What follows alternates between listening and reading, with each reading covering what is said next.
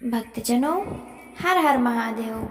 श्री शिव महापुराण भाषा चतुर्थ कोटि रुद्र संहिता का 35वां अध्याय।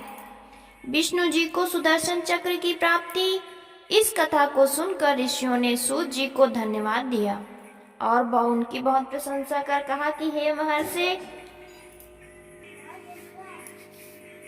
महर्षि, अब आप हमें ये कथा सुनाइए कि श्री विष्णु जी को सुदर्शन चक्र कैसे मिला तथा हरीश्वर महादेव के ज्योतिर्लिंग का क्या महात्म्य है। सूत जी कहने लगे, विष्णु जी को सुदर्शन चक्र शिव जी से प्राप्त हुआ। एक समय की बात है कि जब राक्षस मनुष्यों को कष्ट देने लगे और धर्म का हास्य होने लगा, तब उससे दुखी हो सब देवता विष्णु जी के पास गए और अपना सब दुख कहा। तब उसे सुनकर विष्णु जी ने उन्हें संतोष देकर कहा कि मैं शिव जी की आराधना कर तुम्हारा कार्य करूंगा। ये सुनकर देवता संतुष्ट हो अपने स्थान को चले आए और विष्णु जी से कहने लगे। विष्णु जी के कहे अनुसार शिव जी का भजन करने लगे। विष्णु जी भी कैलाश पर्वत के समीप जाकर वहां कुंड खोदकर अग्नि स्थापित कर उसके आगे तप करने लगे। पार्थिव विधान के अनेक मंत्रों से युक्त अनेक स्तोत्रों से प्रसन्न पूर्वक शिव जी का भजन करने लगे। मानसरोवर में उत्पन्न कमलों से शिव जी की पूजा करने लगे। उन्होंने अचल आसन लगा लिया, परंतु इस पर भी शिव जी विष्णु जी से संतुष्ट नहीं हुए। विष्णु जी को बड़ा आश्चर्य हुआ। उन्होंने और भी कई प्रकार से विष्णु जी शिव जी का पूजा आरंभ की। फिर तो लीला विशारद विष्णु प्रभु शिव शीघ्र ही प्रसन्न हो गए। उधर विष्णु जी ने प्रीत पूर्वक शिव जी के सहस्त्र नामों का पाठ आरंभ किया। एक एक नाम मंत्र का उच्चारण करते हुए एक एक कमलों को चढ़ाकर शरणागत वत्सल शिव जी की विष्णु जी पूजा करने लगे। तब विष्णु जी के प्रेम की परीक्षा के लिए सदाशिव ने सहस्त्र कमलों में से एक कमल का हरण कर लिया। इस अद्भुत चरित्र को विष्णु जी ना जान सके, परंतु एक कमल जो न्यून हो गया तो विष्णु जी उसे ढूंढने लगे। अचल व्रती विष्णु जी ने उस कमल को खोजने में समस्त पृथ्वी का भ्रमण किया, परंतु जब उनको वो कमल कहीं ना मिला तो उन्होंने अपना नेत्र चढ़ा दिया। तब उन्हें नेत्र चढ़ाए देख संपूर्ण दुख को दूर करने वाले सदाशिव जी प्रसन्न हो गए और उन्होंने विष्णु जी से ये कहा कि हे विष्णु, मैं तुमसे प्रसन्न हूँ, अभिलाषित वर मांगो। तुम्हारी जो इच्छा होगी वही वर दूंगा। तुम्हारे लिए मेरे पास कुछ अदे नहीं। तब शिव जी के इन वचनों को सुनकर विष्णु भगवान बहुत प्रसन्न हुए। उन्होंने हाथ जोड़कर शिव जी से कहा कि हे नाथ, आपके समक्ष मैं क्या कहने योग्य हूँ। आप तो सबके अंतर्यामी हैं, तथापि आपकी आज्ञा से कहता हूँ कि हे सदाशिव, दैत्यों ने संपूर्ण पृथ्वी को पीड़ित कर दिया है, जिससे मुझको सुख नहीं है, और इधर ये मैं दैत्यों के नाश करने के में समर्थ नहीं हो सका। इसीलिए हे परमेश्वर, मैं क्या करूं, कहाँ जाऊं? मेरी और कोई रक्षा करने वाला नहीं है, इस कारण मैं आपकी शरणागत में हूँ। जब इस प्रकार कहते हुए दैत्यों से पीड़ित हुए विष्णु जी परमात्मा शिव को नमस्कार कर उनके सम्मुख उपस्थित हुए, तो उनके ऐसे वचनों को सुनकर देवादिदेव महादेव ने विष्णु जी को तेज समूह अपना सुदर्शन चक्र दिया, जिसे पाकर विष्णु जी ने बिना ही संपूर्ण दैत्यों को उस चक्र से नष्ट कर दिया। देवताओं को आनंद प्राप्त हुआ, देवता सुखी हो गए। विष्णु जी तो बहुत ही आनंदित हुए। ऋषियों ने कहा, हे सूत जी, वो कौन सा शिव सहस्त्र नाम है जिसे सुनकर शिव जी ने संतुष्ट हो विष्णु जी को सुदर्शन चक्र प्रदान किया। उस महात्मा को शिव संवाद कर सहित कहिए। व्यास जी कहते हैं, हे सूत जी, तब उन सावधान चित्त वाले मुनियों का ऐसा वचन सुनकर सूत जी शिव जी के चरण कमलों का स्मरण करते हुए ये वचन बोले। चतुर्थ कोटि रुद्र संहिता का 34वां अध्याय समाप्त। भक्तजनों, हर हर महादेव। भक्तजनों, हर हर महादेव। श्री शिव महापुराण भाषा चतुर्थ कोटि रुद्र संहिता का अगला अध्याय की कथा हम सुनेंगे। 36वां अध्याय, शिव सहस्त्र नाम स्तोत्र का फल। सूत जी बोले, विष्णु जी के बनाए हुए परम नामों से विभूषित इस दिव्य स्तोत्र को सुनकर शिव जी बहुत प्रसन्न हुए। फिर तो उन्होंने विष्णु जी की परीक्षा के लिए उन सहस्त्र कमलों में से एक कमल को हर लिया, जिससे उन 1000 कमलों में से एक कमल कम हो गया। भगवान विष्णु शिव जी की पूजा के लिए व्याकुल हो गए। सोचने लगे कि कमल कहाँ चला गया। उन्होंने निश्चय किया कि यदि एक कमल चला गया तो उसे सुख से जाने दो। क्या मेरा नेत्र कमल नहीं है? ऐसा जानकर विष्णु जी ने अपना नेत्र शिव जी की पूजा में प्रस्तुत कर दिया। उनके स्तुति की। तब विष्णु जी को इस प्रकार स्तुति करते देख जगत गुरु महादेव ने प्रकट होकर कहा, ऐसा मत करो, ऐसा मत करो। फिर तो अपने ही बनाए हुए पार्थिव लिंग समूह से प्रकट हुए शंभु को नमस्कार करते हुए विष्णु जी अनेक प्रकार से उनकी स्तुति करने लगे। तब उन्हें इस प्रकार अपने सन्मुख हाथ जोड़े हुए देखकर प्रसन्न हुए महादेव जी विष्णु जी से हंसते हुए बोले, हे विष्णु, मैं तुम्हारे मन की बात जान गया। तुम देवताओं का कार्य किया चाहते हो। दैत्यों के नाश के लिए तुम्हें सुदर्शन चक्र चाहिए। मैं वो सुंदर चक्र तुम्हें देता हूँ। हे विष्णु, संपूर्ण लोकों को सुख देने वाले जिस रूप को तुमने देखा है उसका ध्यान निश्चय करो, तुम्हारा हित होगा। यदि उस रूप को युद्ध भूमि में स्मरण करोगे तो देवताओं का दुख दूर होगा, क्योंकि यह सुदर्शन चक्र तथा घोर और यह सहस्त्र नाम का स्त्रोत महान फल देने वाला है। जो मनुष्य भक्ति पूर्वक सर्वदा इनको सुनेगा, उनको मेरे प्रसाद से संपूर्ण मनोरथों की अविनाशिनी सिद्धि प्राप्त होगी। ऐसा कहते हुए हजारों कांति वाले अपने चरण से उत्पन्न सुदर्शन चक्र को महादेव ने शत्रुओं के नाशार्थ विष्णु जी को दे दिया।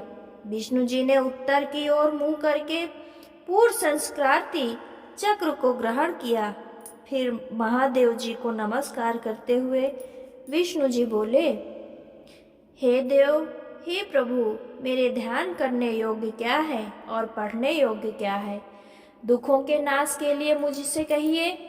तब संतुष्ट हो शिव जी ने देवताओं के सहायक विष्णु जी से इस प्रकार कहा कि हे विष्णु, सब अनर्थों की शांति के लिए मेरे रूप का ध्यान करो। और यह जो तुमने सहस्त्र नाम कहा, यदि अनेक दुखों का नाशक है, इसका पाठ करो तथा सब चक्रों में श्रेष्ठ मेरा यह सुदर्शन चक्र सब कामनाओं के लिए सिद्धिदायक है। इसको प्रयत्न पूर्वक धारण करो। जो मनुष्य इस शिव सहस्त्र नाम स्तोत्र का सर्वदा पाठ करेंगे तथा पढ़ावेंगे, निसंदेह उनको स्वप्न में भी दुख नहीं होगा।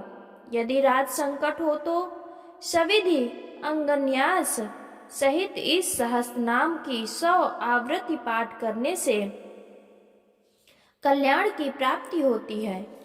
यह स्तोत्र रोगनाशक, विद्या और धन का देने वाला, सब मनोरथों तथा नित्य शिव भक्ति को देने वाला है।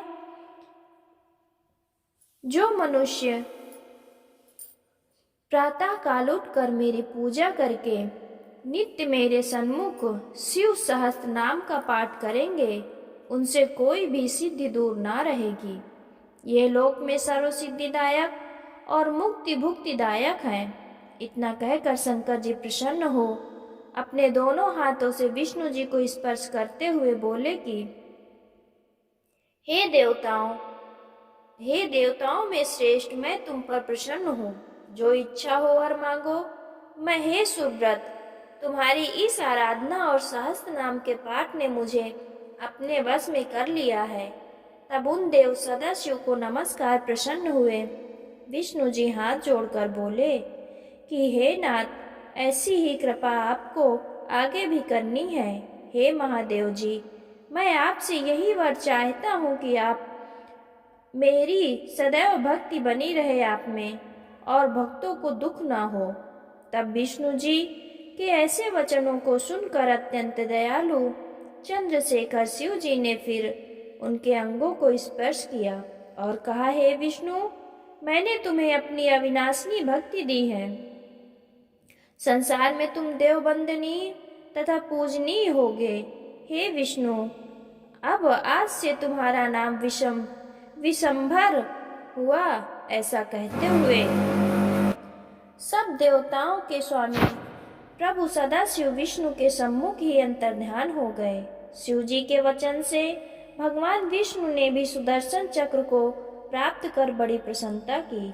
अब वे शिव सहस्त्र नाम स्त्रोत को निरंतर पढ़ते पढ़ाते तथा भक्तों को उसी का उपदेश करने लगे।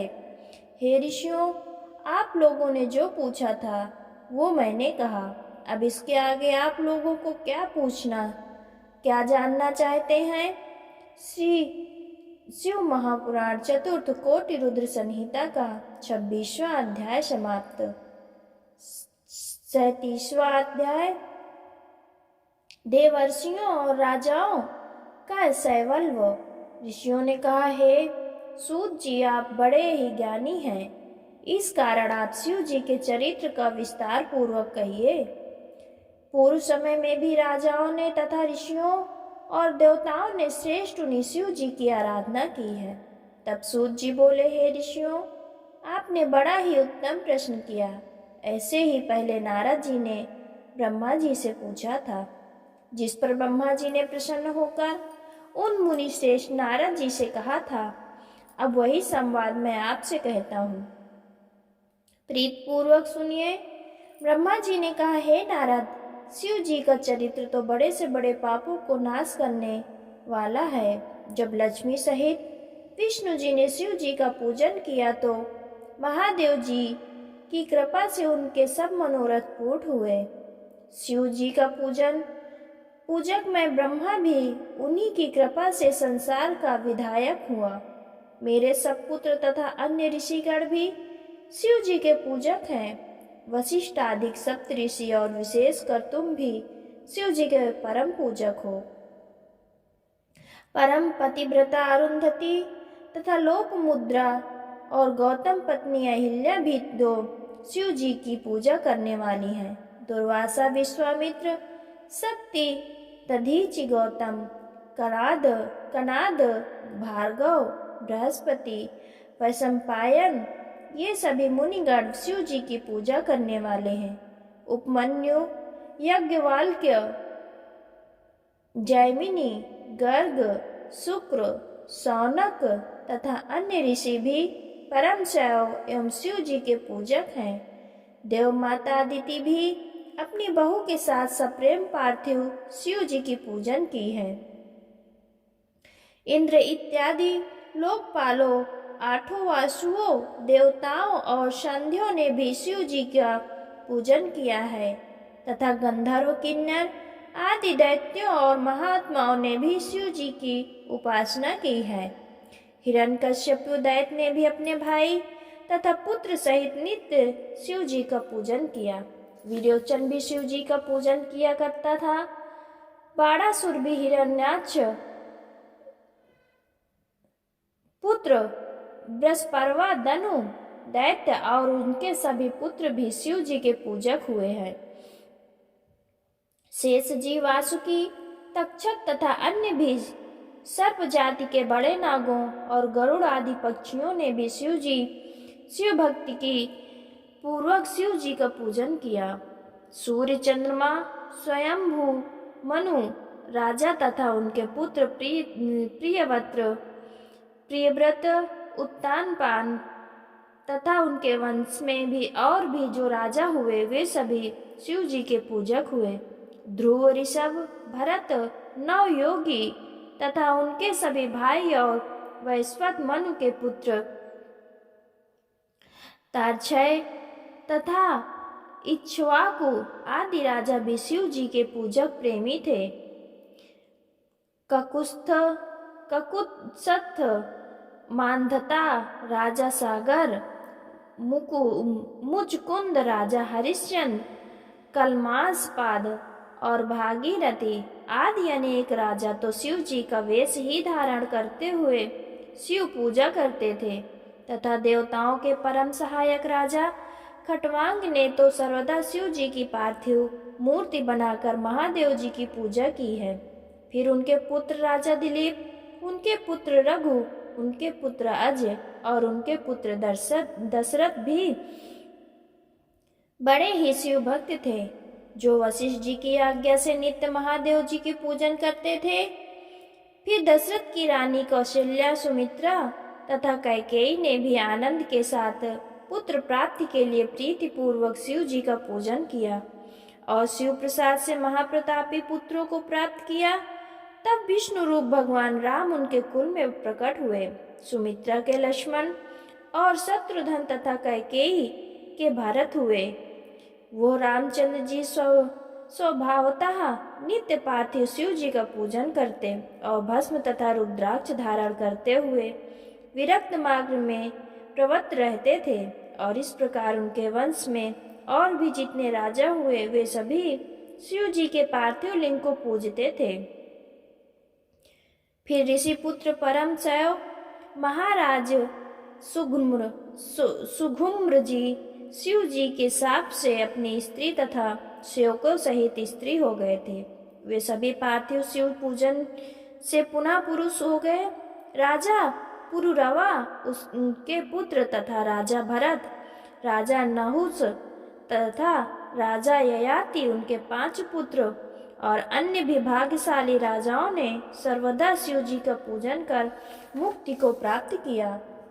महात्मा श्री कृष्ण ने बद्री पर्वत पर 7 मास तक स्वयं शिव जी का पूजन किया, जिससे उन्हें अनेक दिव्य वरदान प्राप्त हुए तथा उनके पुत्र प्रद्युम्न और वंशज सांब आदि सभी शिव भक्त थे। राजा जरासंध तो बड़ा ही शैव था और उसके वंश के मनुष्य शैव राजा निमि, जनक तथा उनके पुत्र भी शिव जी के उपासक थे। फिर वीरसेन के पुत्र राजा नल, जो पूर्व जन्म में भील होकर वन के मार्ग के रक्षक थे, किसी सन्यासी की रक्षा की थी और जिसके कारण स्वयं दैव वसात रात्रि में व्याघ्राद्रि का भक्षण से मारे गए थे। उसी पुण्य के से दूसरे जन्म में राजा नल होकर दमयंती के प्रियपति हुए। इस प्रकार शिव जी का दिव्य चरित्र मैंने कहा। हे ऋषियों, अब इसके आगे आप लोग को और क्या पूछना है और क्या सुनना है? चतुर्थ कोटि रुद्र संहिता का 37वां अध्याय समाप्त। हर हर महादेव, हर हर महादेव।